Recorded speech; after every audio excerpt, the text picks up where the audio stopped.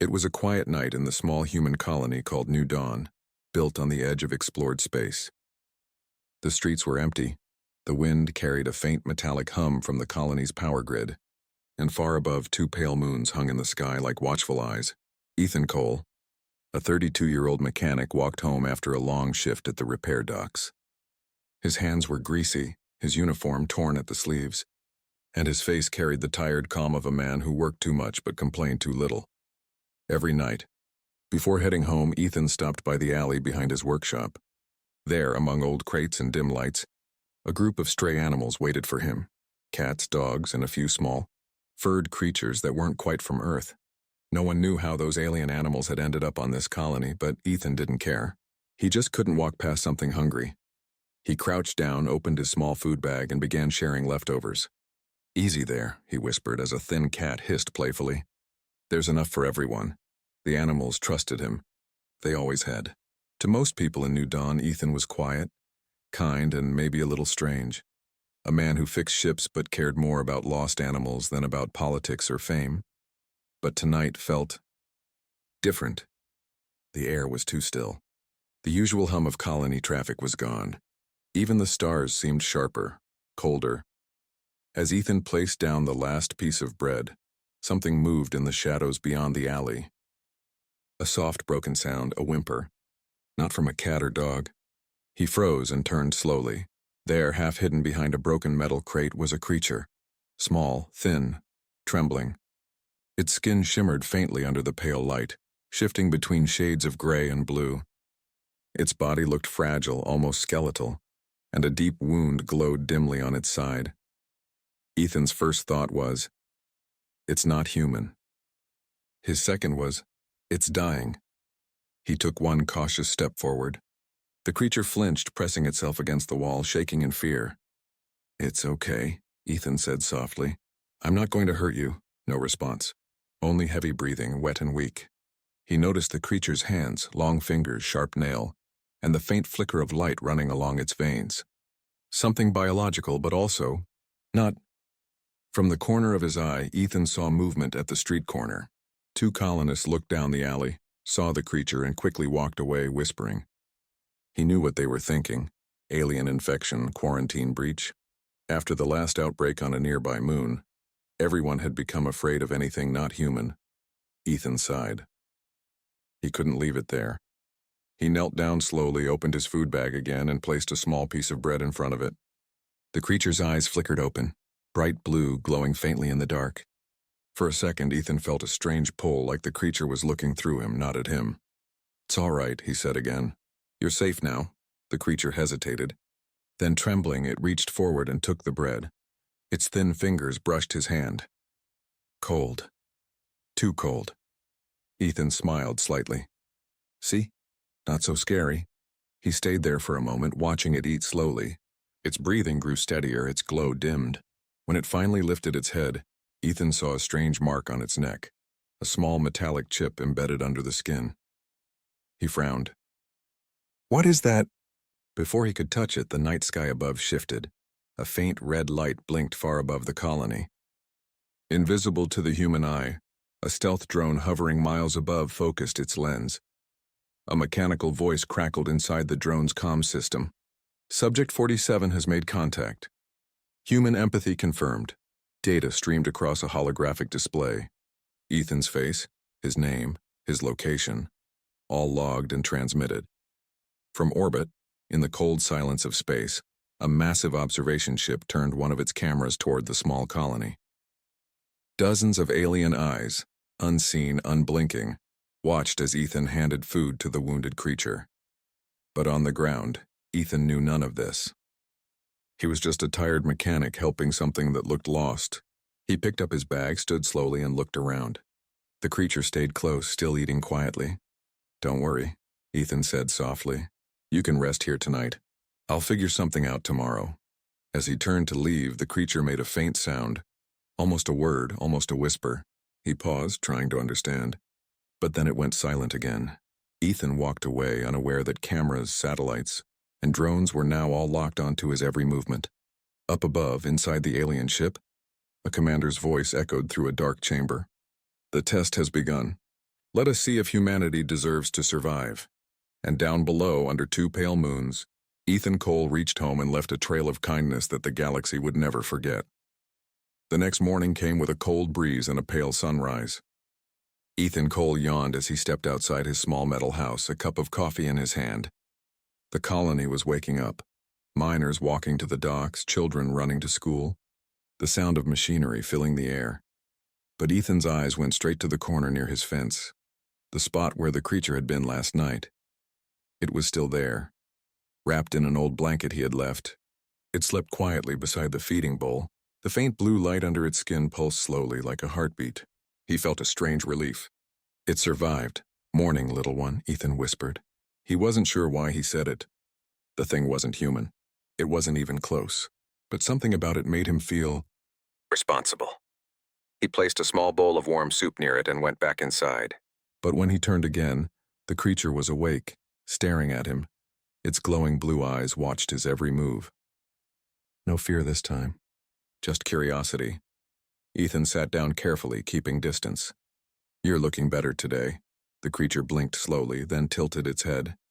Its voice, soft and broken, came out like static through water. "Eat," then he froze. The cup almost slipped from his hand. "What did you just say?" The creature trembled like it was struggling to speak again. "Ethan." "Cool." Ethan's heart pounded. It knew his name. He hadn't told it. No one else was around, so how? "Who told you that?" he asked quietly. "How do you—" The creature shook its head weakly. "They told me." "Who's they?" It didn't answer. Instead, it pressed one hand against its wounded side, breathing hard. The blue glow from its skin flickered faster. Ethan leaned forward. "You need rest. Don't talk. You're hurt." But the creature whispered again. "No time. They watch." That word sent a chill down his spine. Watch? He remembered the red light in the sky last night. Just for a second, he'd thought it was a drone or maybe a satellite. But what if it wasn't? He looked up instinctively toward the bright morning sky. Somewhere above, invisible and silent, an alien drone still hovered, its lens fixed on him. Later that day, Ethan went to his workshop at the docks. The colony was busy as usual, but people seemed uneasy. The radio network kept cutting off. The main communication tower was down again, or so they said. Inside the workshop, Ethan's friend Riley Tan, a fellow engineer, was checking fuel lines. "You heard the news?" Riley asked. Ethan shook his head. "No, what news?" "Another blackout on the East Ridge. Power grid's unstable. Command says it's a solar flare, but—" He lowered his voice. "Feels wrong, man. Too many accidents lately."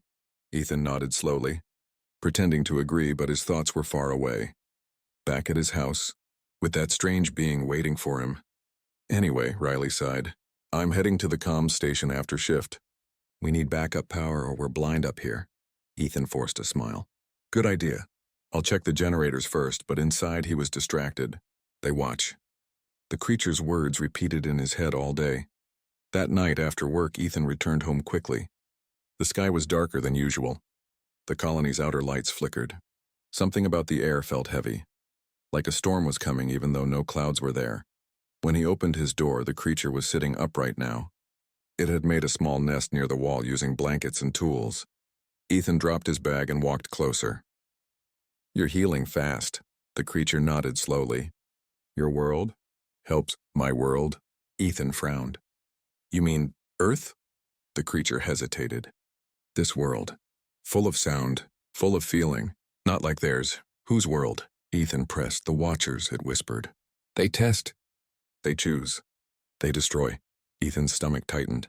"Destroy? Who do they destroy?" The creature turned its glowing eyes toward him. "Those without empathy." He stared at it. "What does that mean?" It reached out a thin arm and touched his wrist. "You helped me. You fed me. They saw." Ethan's mouth went dry. "Who saw?" "They," the creature said again. "From above." Before he could ask more, the lights in his house flickered. Once, twice, then went out completely. Darkness swallowed everything.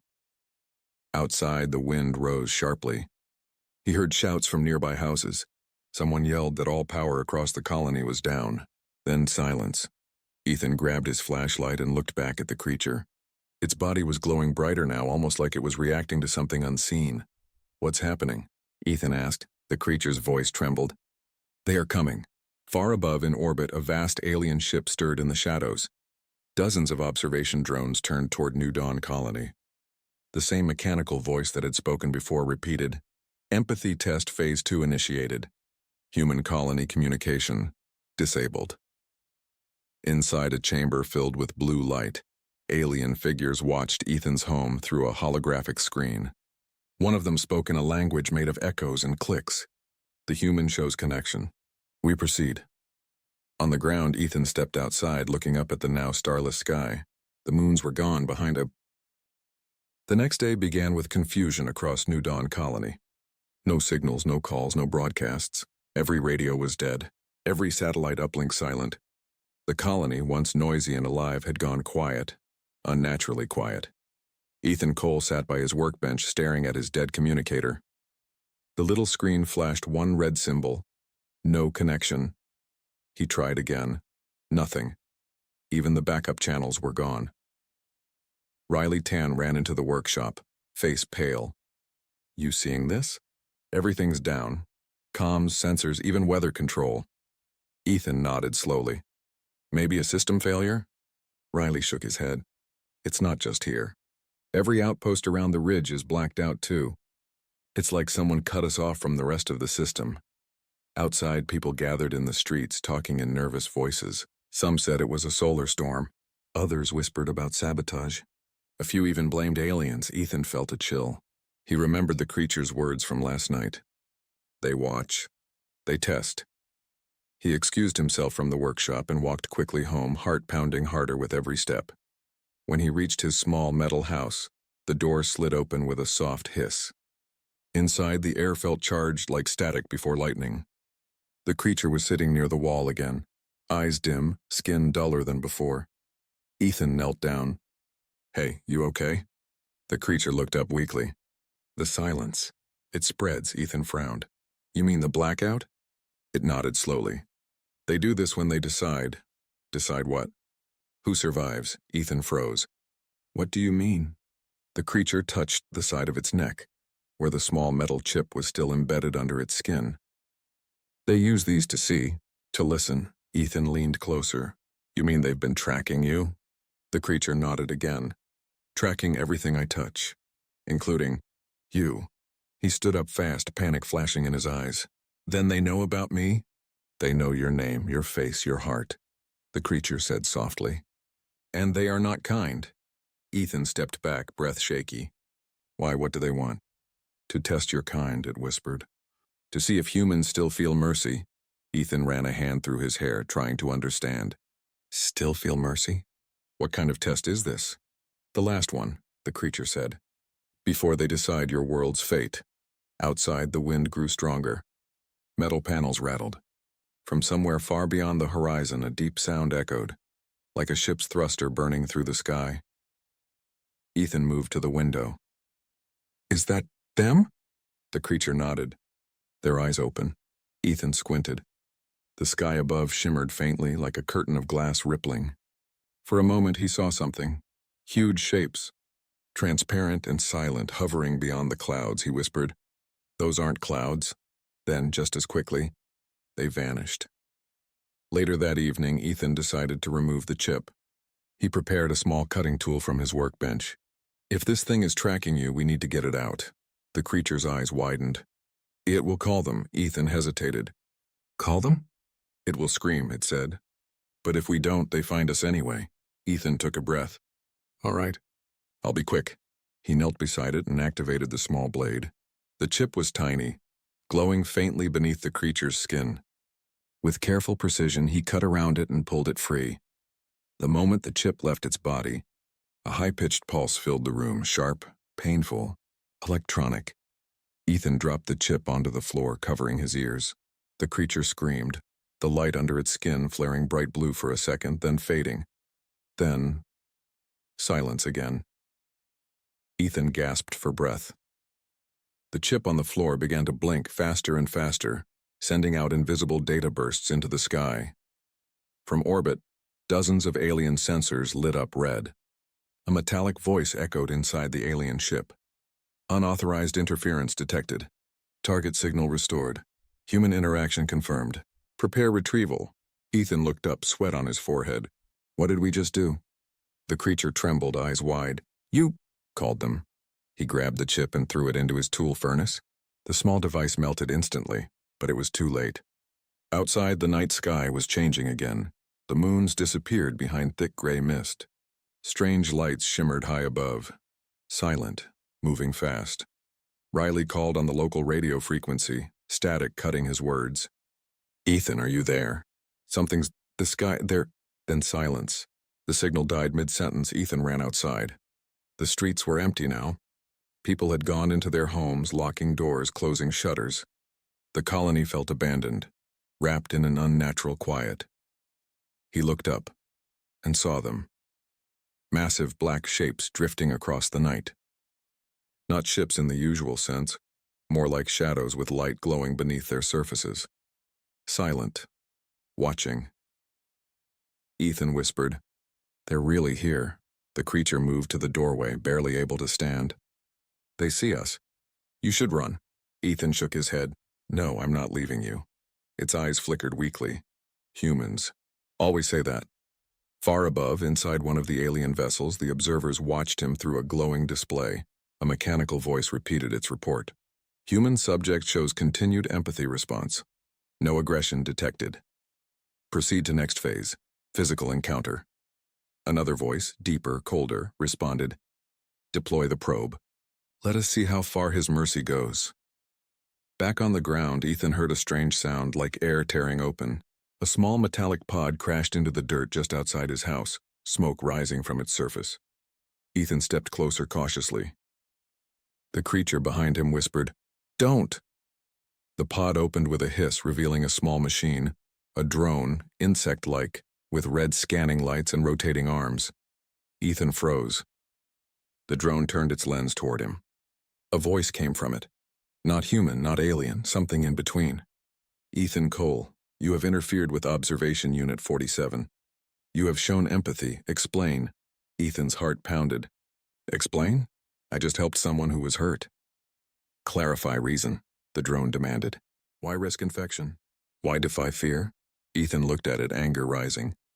"Because that's what people should do." The drone stayed silent for a few seconds. Then it spoke again, response recorded. "The next decision will be made above."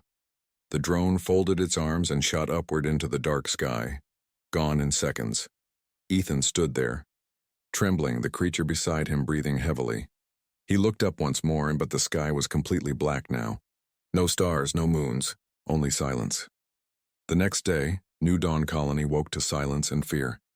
No one went to work. The market stayed closed. Every radio tower was still dead, and the colony's skies remained covered in strange gray clouds. Rumors spread quickly. Some said pirates had cut their communication lines. Others whispered that Earth had fallen, and they were on their own. But a few, those who saw the shapes in the sky, spoke in frightened voices about ships that weren't human. Ethan Cole didn't sleep at all that night. He kept checking the sky through the window, waiting for something to happen. The strange creature he had saved lay weakly on a blanket near the wall, breathing slowly. Its faint blue glow dimmer now. When the first knock came at his door that morning, Ethan's heart almost stopped. He opened it carefully. Outside stood 2 colony security officers. One of them, a tall woman named Captain Mara Holt, looked serious. "Ethan Cole?" she asked. He nodded. "Yeah, what's this about?" "We had reports that something crashed near your sector last night," she said. "A drone of unknown origin. You see anything?" Ethan froze. His mind raced. If he told them the truth, they might take the creature. If he lied, they might find out anyway. He forced a calm tone. "Just heard some noise. Didn't see anything." Mara stared at him for a long second, then nodded slowly. "If you do, report it. The council wants all unusual activity logged." They turned and left. Ethan closed the door quickly and leaned against it, his pulse racing. The creature watched him silently. "They're looking for you," Ethan whispered. The creature nodded faintly. "They always look." "For survivors," Ethan frowned. "Survivors of what?" Before it could answer, the room trembled. The lights flickered and the sound of distant thunder, or engines, rumbled across the sky. Ethan ran to the window and froze. Something huge was breaking through the clouds. A massive alien vessel, smooth and silver, shaped like a crescent moon, appeared above the colony. It wasn't attacking. It was just hovering, silent and still. Screams echoed outside. People ran for shelters. Children cried. Alarms wailed across the streets. Ethan's communicator suddenly turned on for the first time in days. A voice filled the air, metallic, calm, and cold. People of New Dawn Colony, remain calm. You are under observation. Do not resist. The message repeated again and again, echoing through every speaker in the colony. At the colony's main square, a bright blue beam of light descended from the sky and touched the ground. A figure began to form inside it. Tall, armored, alien. The crowd screamed and backed away, but the figure raised a hand in a gesture of peace. Its voice came through the speakers again. We mean no harm. We are the observers. You have been chosen for evaluation. From his home, Ethan watched through the window. He felt the creature trembling beside him. Its faint voice whispered, "Not all who come mean peace." "What do you mean?" Ethan asked. "The Watchers are many," it said. "Some study, some judge, and some destroy." Ethan's stomach tightened. "And which one are these?" Before it could answer, another thunderous roar shook the ground. Another fleet appeared in the sky. Darker ships, heavier, angular. They looked nothing like the smooth silver observers. Ethan's eyes widened. "Wait, there's two fleets?" The creature's voice shook. "They are not the same. The second does not believe in mercy. Above." Ethan couldn't sleep that night. Every time he closed his eyes, he saw Lyra's face, and the creature's bright eyes filled with fear and something else. Trust. He sat by his small window, watching the silent stars. The colony was quiet, too quiet. Even the night breeze felt heavy, like it was holding its breath. He looked at his communicator again. The message he had found earlier still glowed faintly. Observation team, human empathy confirmed. Begin next phase. He had no idea who sent it. No one on the colony had this kind of technology. It looked alien. "Lyra," he whispered, turning toward the small couch where the creature rested. She was asleep, breathing softly. Her wounds had started to heal thanks to human medicine. Ethan had even made a translator band for her, a small device that could learn her language through sound patterns. It wasn't perfect, but it worked. When she woke up, she looked stronger. Her glowing eyes blinked at him. "You..." "Stay, help." Ethan smiled faintly. "Yeah, I'm not going anywhere," she tilted her head. "You kind." Before Ethan could answer, the ground shook. The entire house trembled and alarms screamed across the colony. Outside, people shouted. Lights flickered in the distance, blue and white beams tearing across the night sky. Ethan ran to the door and froze. A massive ship hung above the colony. It wasn't human. Its hull shimmered with strange energy, and thousands of small drones poured out like silver insects. "By God," he whispered. Lyra gasped. "No, they found..." "Me." Ethan turned to her. "Who found you?" She looked terrified. "The Watchers. They test kindness. You help, now they come for you too." Ethan's heart raced. "Test kindness. What are you talking about?" She shook her head, backing away. "They watch species. They fear compassion. They say it spreads too fast." The door suddenly exploded inward. Drones swarmed in, and silent, cold, metallic. They surrounded Ethan and Lyra, red lights flashing across their bodies. A mechanical voice spoke from above, echoing through the colony speakers. "Human Ethan Cole. Confirmed empathic response." "Subject will be taken for analysis," Ethan shouted. "You're not taking her." He grabbed his welding torch, and the only tool he had, and swung it at the nearest drone. The torch flared bright blue, melting through its armor. The machine crashed to the ground, but there were too many. Lyra stepped forward, her eyes glowing bright now, brighter than before. A pulse of blue energy burst from her, knocking back the drones. Ethan covered his face as the blast shook the air. When he looked again, the drones were scattered and Lyra stood weakly, trembling. "I protect you," she whispered before collapsing. Ethan caught her before she hit the floor. "Stay with me, Lyra, please." Outside, more drones landed, sealing off the streets. Human soldiers were trying to fight back, but the enemy technology was too advanced. Ethan's communicator buzzed again. A new message appeared. Do not resist. Humanity has been chosen for observation. He felt anger burn through his fear. Observation? Chosen? Like they were lab rats? He looked up at the dark sky where the alien ship loomed, watching everything. He whispered through gritted teeth. If they're watching, then they'll see what happens when humans fight back. He carried Lyra to his workshop, sealed the doors, and began pulling out his tools, the same ones he used to fix old ships. Hang on, he muttered. You saved me. Now I'll save you. Through the cracked window, the alien ship's lights grew brighter, a storm forming in the stars. Ethan didn't know it yet, but the entire galaxy was watching this small human, a mechanic with no army, no weapons, and no power. And what he would do next would change everything. The sky over the human colony burned blue and silver.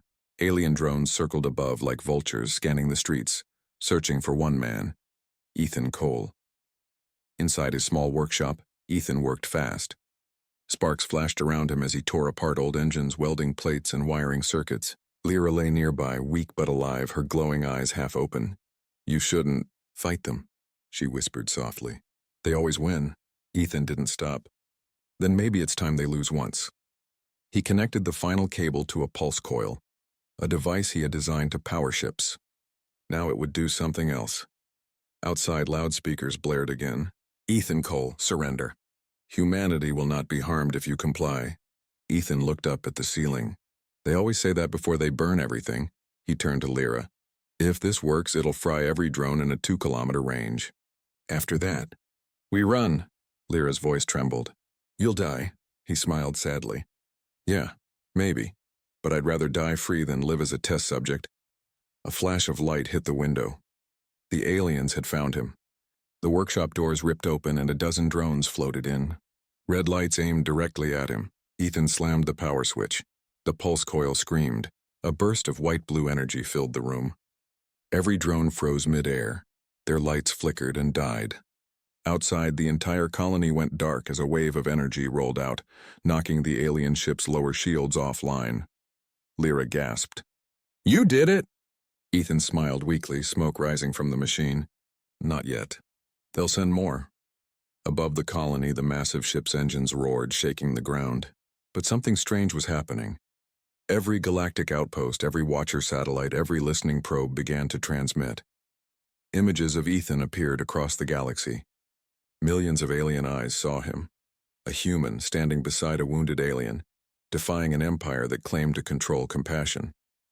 The Watchers didn't understand. They had observed thousands of species, but none like this. Humans didn't act out of duty or programming. They acted from heart. Across alien worlds, whispers began. Why would a human protect something that isn't his own? What if empathy is power? Maybe that's what makes them dangerous. Back on the colony, the alien ship started charging a massive weapon. The ground shook again. Ethan grabbed Lyra and ran outside. The streets were empty, lit only by the flicker of broken drones. He looked up. They're going to fire. Lyra closed her eyes, whispering something in her language, a plea, a signal. Her body glowed again, brighter this time. Ethan shielded his eyes. A beam of blue light shot upward from her, straight into the alien ship. The massive vessel paused mid-fire. The blue light spread across its hull like veins of lightning, and then one by one its systems shut down. The ship drifted silently, dead in orbit. Ethan stared in disbelief. What did you do? Lyra opened her eyes slowly. They made me a weapon. To test others. But you changed that. You changed me. She reached for his hand. Now, they know. Before Ethan could speak, her body shimmered and vanished, disintegrating into glowing dust that rose into the sky, forming a faint, beautiful aurora above the colony. The alien ship began to break apart, pieces burning as they fell through the atmosphere. Ethan dropped to his knees, watching the lights fade. Goodbye, Lyra.